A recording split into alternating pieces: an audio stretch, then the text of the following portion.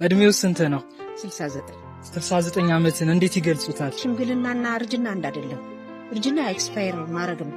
ሽምግልና ግን በእውቀትም በማስተዋልም ማደግ። ተዝረከረከ ሽምግልና መሆን የለበትም። ያርጅና ነው።